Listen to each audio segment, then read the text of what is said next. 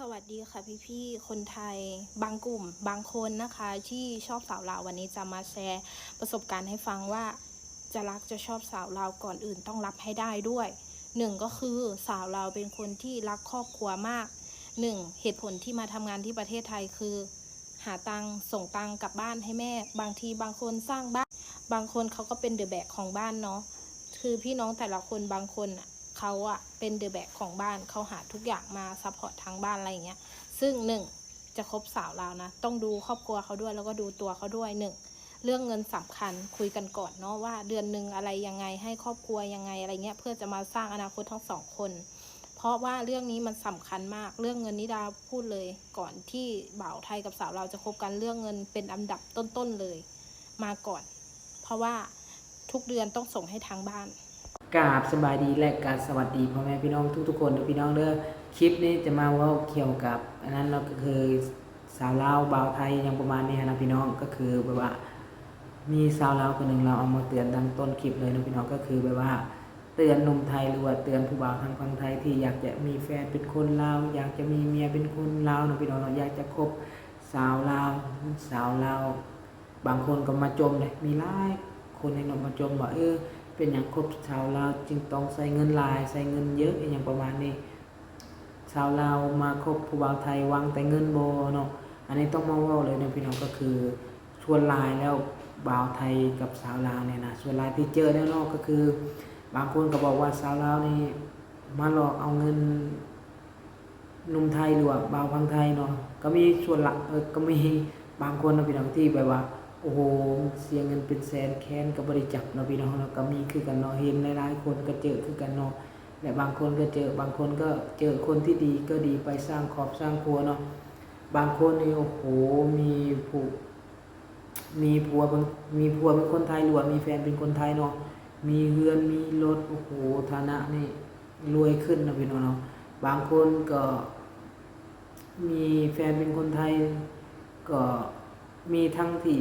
มีแหละก็มีทั้งที่บ่มีนะพี่น้องนะอันนี้ก็ต้องพูดตรงๆนะพี่น้องก็คือชั่วร้ายแล้วบางคนก็ไปรอดบางคนก็ไปบ่รอดนะพี่น้องส่วนที่ไปบ่รอดก็จะมาว่าเลยนะพี่น้องก็คือ ครบชาวลาวนี่แน่นอนนะพี่น้องเนาะก็คือครอบครัวทางบ้านเนี่ยนะ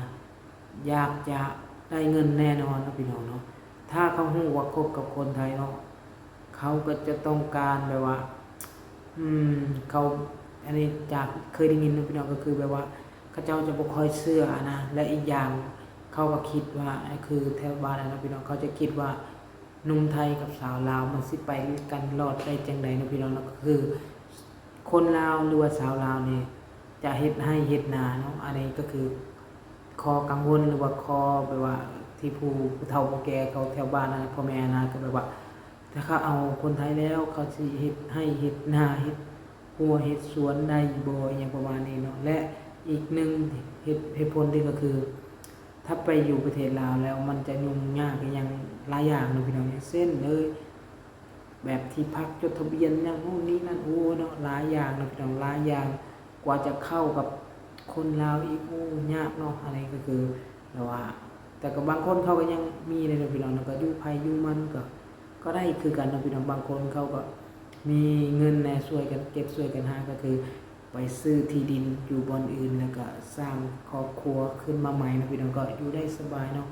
แต่ส่วนหลายแล้วก็เจ้าจะแบบว่า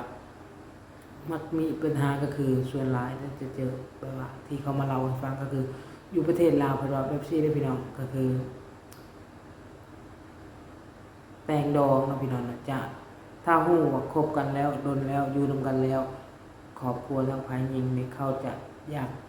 เร่งรัดนะพี่น้องให้ตามฮีตตามคองเนาะตามฮีตตามคองถ้าบ่เฮ็ดตามฮีตตามคองจะผิดผีนะพี่น้องเนาะจะผิดผีได้ในบางหมู่บ้านแต่ส่วนหลายแล้วก็จะเป็นแบบนั้นเนาะเขตก็คือคนลาวส่วนหลายแล้วก็จะเป็นแบบนั้นเลยเนาะพี่น้องผิดผีชาวคนแถวชนบทนะแต่ส่วนหลายของคนแถวชนบทนั่นแหละที่มาเฮ็ดงานในประเทศไทยนะพี่น้องถ้าเขาฮู้ว่าเจ้าอยู่นำกันแล้วเขาเจ้าจะอยากให้เร่งรีบหรือว่าฮีบฮ้อนให้แต่งดอกอย่างประมาณนี้เนาะถ้าบ่แต่งดอกจะผิดฮีดผิดคองหรือว่าผิดผี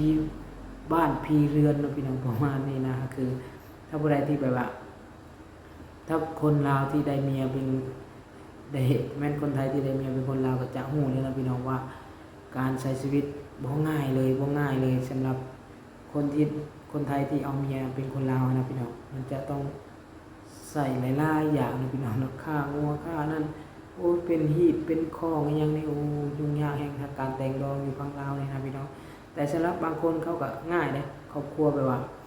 พาเงินมาเลยเนาะว่าสมมุติค่าดอง 100,000 บาทคำ1 บาทอย่างประมาณนี้นะบางคนเขาก็จ่ายไปเลยนะพี่น้องสมมุติ 100,000 บาทคำอีกบาทหนึ่งจบเนาะจบนั่นก็คืออยู่ขึ้นอยู่กับตกลงนะพี่น้องบางคนก็จะบอกยังไงบางคนเคยได้ยินก็คือแบบว่าอย่าง100,000 บาทจบเลยเพราะก็มีนะพี่น้องนะ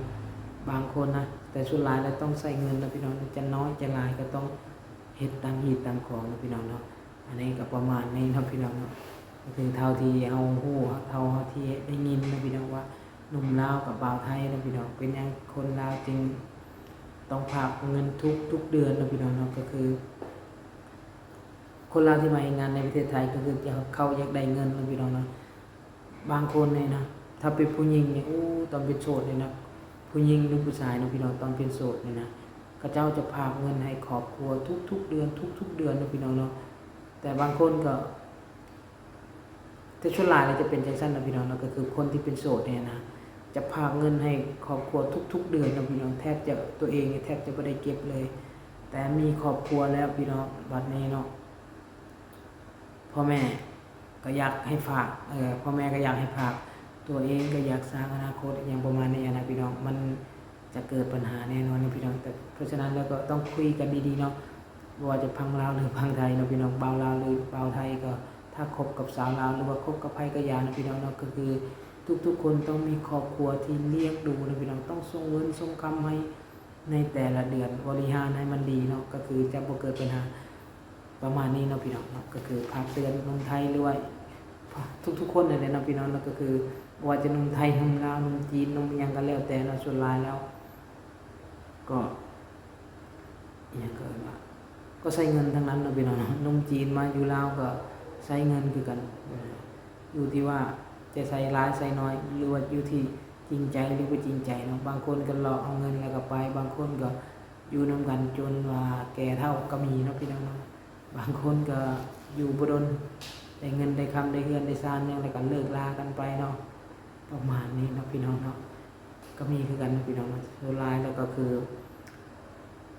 อยู่แถวถ้าเป็นชาวลาวทางยังก็ทางบ่อแก้วทางสาวมงลาวพุ่นเนาะก็จะเป็นพวกจีนเนาะจะเป็นพวกจีนแถวๆนั้นนะจะเห็นเด็กน้อยไปกับคนจีนนั่นเนาะเฮาเห็นแบบว่าต้องมีแต่เด็กน้อยทั้งนั้นที่ไปกับบ่าวจีนหรือไปกับหนุ่มจีนนะพี่น้องเฮาจะเห็นเนาะเห็นตามสื่อโซเชียลเลยนะพี่น้องก็จำไปว่ามาเอาสาวลาวไปเฮ็ดนาง AV ก็มีเนาะเอาไปเฮ็ดถ่ายคลิปแล้วก็สารพัดสารเพเนาะหลายอย่างแฮงเนาะพี่น้องอันนี้ก็มาฮอบเนาะก็คือว่าจะหนุ่มไทยหนุ่มจีนเนาะพี่น้องประมาณนี้แหละเนาะกราบขอบคุณขอบใจทุกคนนะพี่น้องว่าไปวนมาก็ขอโทษขอไปนะพี่น้องเนาะบางคนก็บอกว่าเป็นหยังเสียงเจ้าคือเบาแท้เนาะเพราะว่าบ่มีไมค์พี่น้องใช้โทรศัพท์ Samsung A52 เนาะถ่ายคลิปนี่ก็คือ 4G ความจำก็สิเต็มไม้ที่ซื้อมาก็ใส่บ่ได้พี่น้องมันบ่ห้องรับจักอย่างสักอย่างนี่แหละใส่บ่ได้โก้ยนะพี่น้องโอเคนะพี่น้องกราบขอบคุณขอบใจทุกคนนะพี่น้องเนาะบ๊ายบาย